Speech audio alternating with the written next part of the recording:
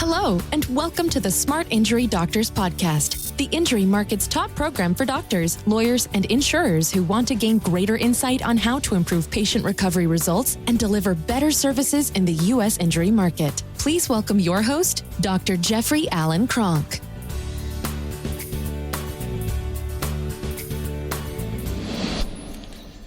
Okay, doctors, today what I want to talk about is let's talk about the disc. Oh my gosh, so much confusion in the market. It's no wonder why patients suffer so badly from chronic pain. You know, the statistics on let's say in a personal injury case, in a car accident case where the spine is injured, 50% or more, 55% or more of the people that have these types of injuries will suffer long-term chronic pain. And the reason why the long-term chronic pain is there, in my estimation, in my world, is because, one, there are no standardized spinal injury workups, and that's a problem in the market. It's a serious problem in the market, actually. And it causes people to have undue problems in their rehab because oftentimes the doctors that are treating the patient do not fully understand the condition that they're treating. And that results in a problem for the patient in getting proper rehab. So let's talk about the disc. The disc is sort of the be-all, end-all especially in the personal injury area. It's a thing that the attorneys think that they understand and they want it. And so it's been attorney-driven in the market. In states where the attorneys are not driving the market, you see much lower utilization rates for MRI. The Washington State's a great example.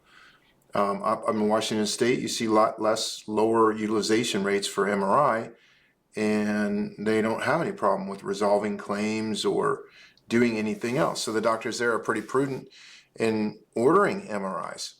So the problem with the MRI, or the problem with the disc as the be-all, end-all, is, first of all, there's 3 discs in the cervical spine that routinely herniate.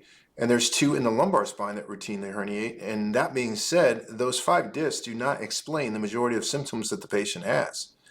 So if I go out to Medscape right now, and I highly recommend any of you do this, just go out to Medscape and say, what is the clinical presentation of a cervical sprain? And just look it up. First look up what is the clinical presentation of a cervical disc injury, a cervical disc herniation. And you're going to see basically there are 2 symptoms. There's pain and radicular pain. Now, if I go to the cervical sprain clinical presentation, now you got to remember the spine is only 2 tissues. It's bone and connective tissue. And the connective tissue is called ligaments. And the ligaments are 220 in number that hold the spine together, 23 of which are discs. Now, don't get lost. The nucleus of the disc is not a ligament, but the structure that holds the nucleus in place is a ligament. The annulus is a ligament. So you got 220 specialized ligaments, 23 of which are discs. So you have a small percentage of the spinal ligament base that is disc. You have many more ligaments that are non-disc ligaments, and much easier to damage. So if I go out and I look at a sprain presentation, that means the ligaments, that means the spinal support ligaments. And it could also mean the disc, but it's mainly the non-disc ligaments. I'm going to have neck pain, right? It tells me that I could have it, up to, I could have a offset of symptoms that don't arise for the first 12 to 72 hours. That's what it says right on Medscape. I could have non-specific neck pain and shoulder pain. I could have a variety of cervical radiculopathies. I could have headaches. I could have increased muscle hardness. I could have damage to the facets. I could have shoulder, scapular, and arm pain. I could have visual disturbances, blurred vision, diplopia. I could have tinnitus. I could have dizziness. I could have concussion symptoms. I could have neurological symptoms, including things like weakness and heaviness in the arms, pins and needles, paresthesias in the arms and legs. I could have difficulty sleeping due to pain. I could have disturbed concentration and memory. It says late whiplash syndrome includes symptoms such as headache, vertigo, disturbances in concentration, memory, difficulty swallowing, impaired vision, cognitive impairments remain poorly understood. Okay, so What are all those symptoms? Well, guess what? Those are the crossover symptoms of a mild traumatic brain injury. So I could have bladder and bowel dysfunction as a result of ligament damage to the spine. So the thing is with the ligaments is there's much more problem or many more symptoms associated with the non-disc ligaments or the spinal support ligaments than there are with the discs. Now, don't get me wrong, the discs are important. And I'm not trying to minimize the disc. I'm just trying to not also minimize the other damaged ligaments. Plus, the other thing with the ligament injury to the disc. So if you have a spinal disc injury, and God forbid, the workups today in the United States are just crazy because it's just an MRI, just the MRI, just the MRI. There's no assessment for the non-disc ligament damage, which the main bioimaging marker is excessive motion, causes instability.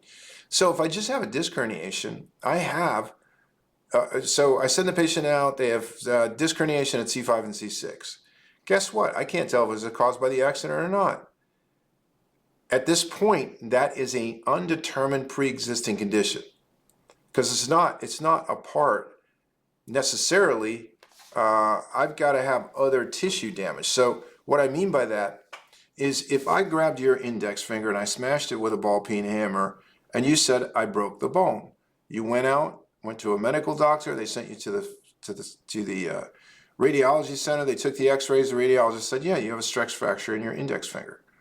Okay, I can assert that's a pre-existing condition. Now, the easiest reason why I can assert that is because the force of the hammer has to go through the skin, which is a protective coating on the bone.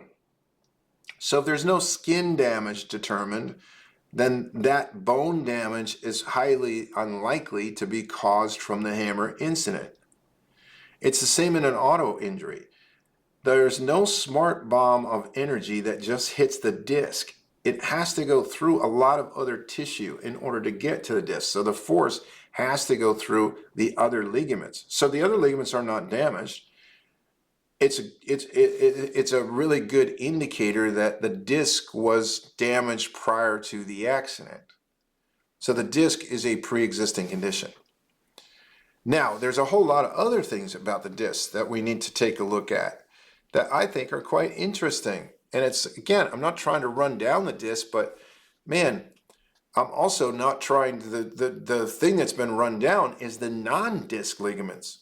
Those are the most problematic injuries in the market today. And probably the biggest problem, what makes them the largest problem, is there's so few doctors that know how to work them up.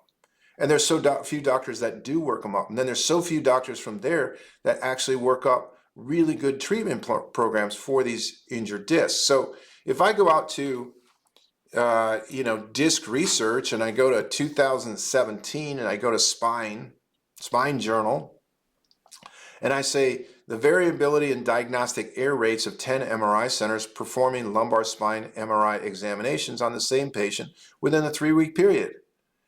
So the study found a marked variability in the reported interpreted findings and a high prevalence of interpreted errors in radiology reports on the MRI examination. So what was the miss rate, or what was the percentage of error? 43.6%. Now that's because it's highly subjective.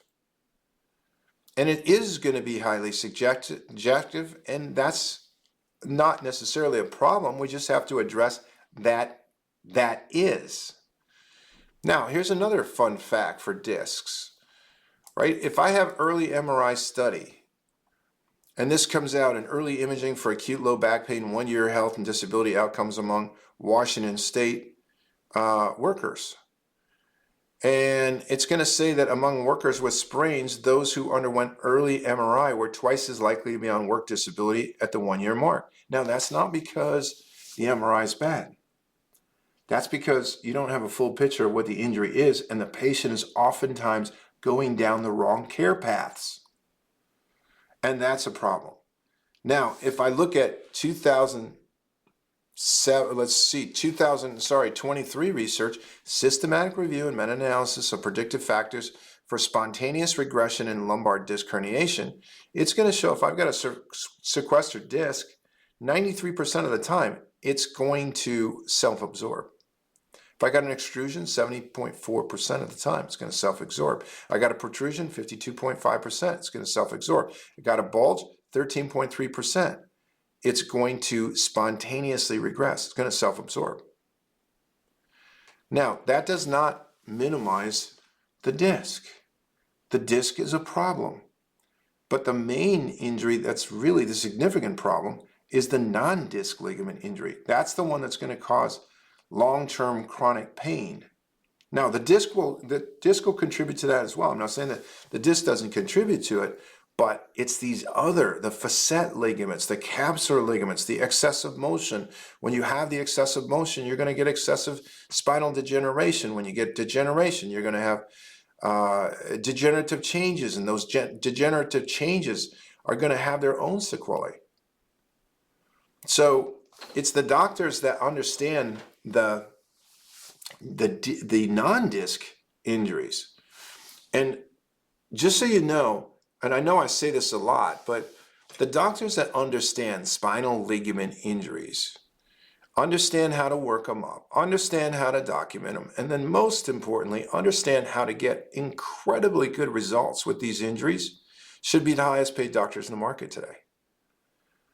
They should be the busiest and the highest paid doctors in the market today. You know, if we look at one other example of just what I'm saying, if I have an upper cervical ligament injury, I can have visual disturbances, balance difficulty, I can have autonomic nervous system dysregulation, I can have cervical radiculopathy, I can have vertigo, tinnitus, migraine headaches, dizziness, TMJ pain, increased cranial pressure. I can have all the symptoms of post-concussive syndrome, difficulty swallowing, ear fullness, drop attacks, paresthesias. I can have all of that, and I don't have to have a disc herniation. So it's the doctors that really understand this that are really getting out in front of the curve. And today, if you're a young doctor out there that, you know, and I don't care what your degree is in, you're a young doctor that's basically working with spinal injury patients. Long term, you need to understand these injuries. And you were never taught them in school. No one was. There's no formalized education in chiropractic school or doctor of PT school or medical school or doctor of osteopathy school. There's no one has a formalized curriculum on spinal injuries, and it's problematic because it's the first, fourth, and sixth leading cause of chronic pain and disability in the market today. And yet nobody's been trained on them. And the simplicity of them is the spine's only two tissues, bone and connective tissue. So you need to know how to work up the connective tissue injury because it is the most problematic. And you no longer can deny, and the market can no longer deny, that let's just operate with a disc. That is such a minimal vision of a spinal injury. It's so minimal. And it's been debilitating to people because it's stifled not only the understanding of the injuries, but more importantly, the innovations around the injuries to improve the results. So doctors, you know, not to take away, I just want to do a short riff on the spinal disc today. Doctors, if you want to know more about the program that I have called the Smart Injury Doctors Program, that's obviously you're listening to the podcast today, contact us at 800-940-6513 if you're interested in the program. Contact us. I'll give you a demonstration. I'll show you exactly what we've done, and I'll show you what over 400 doctors in the United States have learned and are applying today that make them better practitioners. You can also look us up at www.smartinjurydoctors.com. Doctors, as always, I really appreciate your time, your attention, and what you do in the market today. I look forward to delivering more content for you on the next podcast. You've been listening to the Smart Injury Doctors Podcast, the #1 audio production show for professionals in the U.S. injury market that want to deliver better injury services to the patients, clients, or insureds they serve. If you like what you heard today, please leave us a review and don't forget to join us on our next program.